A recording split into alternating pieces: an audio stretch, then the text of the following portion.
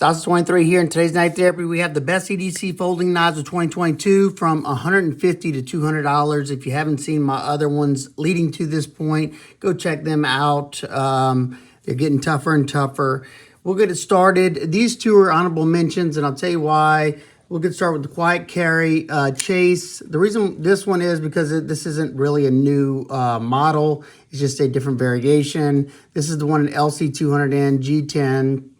And it's coming in at $168. I think it's an excellent knife for that price. You're not going to have to worry about this rusting. LC200N is a nitrogen-based steel. You're not going to have to worry about that rusting. And they use marine-grade stainless hardware and aligners. So definitely a great knife. This one has gotten so smooth. And you also have a deep carry pocket clip. I'm pretty sure it's only tip-up right-hand carry only, though, unfortunately. And then this one right here, you have the Giantmouse Ace Corta, Vox design, Vox Enzo design, super comfortable micarta scales, nice crown spine, M390 blade steel. This one just got beat out by one other knife. Oh yeah, and it has this brass or copper, I think it's brass backspacer. This is going to run you $195, but this one got beat out by another Giantmouse Ace. That's the only reason it didn't make this list. But let's get started. Starting with number 10, we have the Kansept Pretatout. And I think this one only made number 10 is because I didn't have the drop point in the titanium variation. But this is an excellent knife, even though I'm not a big Tanto fan. $189, S35 VN steel. Dual deployment, and the action is nice and smooth. Nice flipper deployment, nice thumb stud deployment, and you can also catch that fuller if you'd like. Titanium hardware, titanium scales, nice milling. It's just flat titanium. Ergos are good, but it does lock you into this grip. At least for me, the ergos are good. Milled titanium pocket clip, flow through construction. And like I said, the only con is that I don't have the drop point, and I'm not a huge Tanto fan. All right, number 9, we have the PMP Knives at User 2. I really enjoyed this knife. I bought this one myself. They didn't send this one to me. A drop point, excellent blade shape, S90V steel, and I didn't love the bead blasted finish on this, but I can't really get mad because they did offer a DLC finish one as well. These come in at $190. The S90V performed really good. You got contoured titanium scales, comfortable in hand, a deep carry wire pocket clip. The only things that allowed it not to make it further down on the list is because the hardware is a little shallow, so you got to be careful with that. And the pocket clip retention, the second retention point is in that relief cut, and it grabs my pants every once in a while. So that's the only reason this one didn't make it any higher. Very, very smooth action. And like I said, S90V steel, very, very comfortable in hand, thin, lightweight. So it's a great knife. Just, I had to put it back for those reasons. All right. Number 8, we have the Cold Steel Knives Engage. And no matter what, this was going to be on this list because they're implementing the new Atlas lock. And even though it's not, really something that they designed, in my opinion, that is basically the shark lock, and they just added an extra stop pin to it. It still performed outstanding. If you didn't see my review and testing of this knife, I beat it to snot, and I even stood on it after hammering it in a tree. It's a excellent performer. Cold steels, heat treats are always excellent. G10 scales, S35 VN steel. It's going to run you $166, which I think that's an excellent price for this new locking mechanism, even though, like I said, they had help from Demco on that one. Comfortable in hand. For me, though, it's a little bit too chunky, and the knife is very wide. It just takes up a lot of real estate. And the last thing that I don't love is the detent on this is pretty weak. The spring tension that they have on this lock is just, not as strong as, say, the shark lock. And it causes it to be a little weak I can flip it out rather easily. But overall, it performs so good, and the use of this Atlas lock, I think, is pretty neat, even though, like I said, it's not completely their design. So that's number 8, the Cold Steel Engage. All right, number 7, we have a lot of Kansepts on this list because this is in that sweet spot for their price range. So we have the Kansept Entity. I got excited about this one. This one's going to come in at $186. This is a Nalu design, and if you don't know who Nalu is, go find him on Instagram. He's a super popular custom knife maker, and it's pretty much impossible for, you know, someone unless they want to spend a whole bunch of money to get one of his customs. So I was excited that he did this collaboration with Kansept. You can get it in this full flight grind or a saber grind, and it's a good slicer S35VN. I love the little speed holes. I know some people hate that, but I think you can get it without that as well. Contour titanium scales. Great action on this. Nice flipping action. The one thing that, you know, kind of knocked it for me is you got all these nice materials on here, and you go with a stainless pocket clip. It just doesn't go. You know, I don't mind it. It functions just fine. But I just think at the price point, you have all, you know, everything. You had all this contouring and stuff. I think you should have just went with a titanium milled pocket clip or just a titanium bent clip. Just my opinion. I'd love to hear y'all thoughts down below. And anything that I might have missed, because this is only the knives that came through my table this year. I couldn't put it on the list if I've never handled it. So definitely want to hear some of y'all favorites in this price point. That always something I enjoy seeing. All right, next up we have another Kansept, number 6. We have the Kansept Reverie.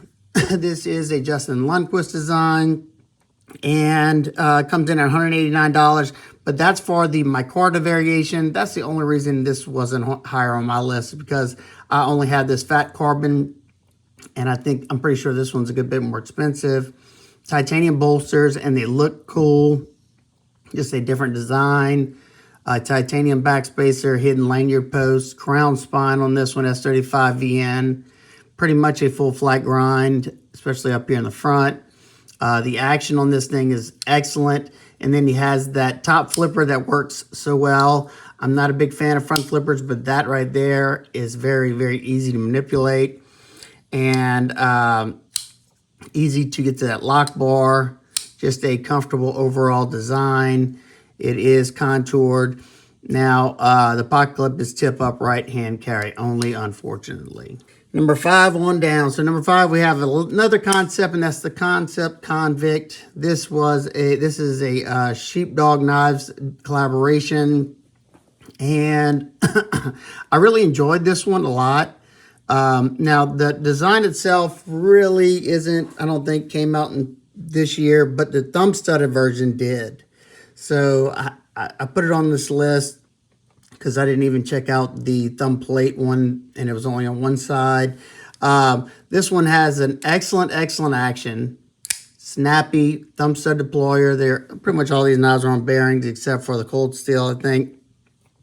Contoured titanium. That's very, very comfortable. They did a great job. I don't know if you can actually see this, but the softening right here on all these sides are so comfortable. This thing is very comfortable in hand. Excellent utility blade shape there. S35VN steel. There you go. Easy access at lock bar.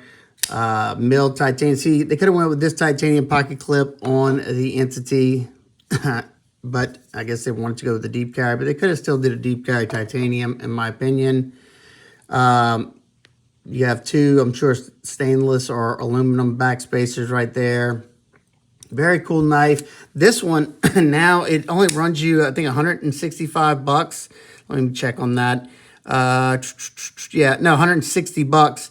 I think that is an excellent deal, and that's why it made it as high as it did. Only thing about mine does have a somewhat of a strong detent. It's not super strong. I mean, it still flips reliably, but in order for me to slow roll it, I have to really give it a good push. and keep my fingers off that lock bar. But as the Kansept Convict. Number 4, one coming all the way from Bulgaria, or at least the design, we have the Picaroon tools Mutineer. I found this perusing Etsy, and I really enjoyed the knife, and it's still available right now. You can get it in this all titanium variation, and that's going to run you $172, or you can get it with a micarta show scale with a tie frame lock side for $160. I love that blade shape.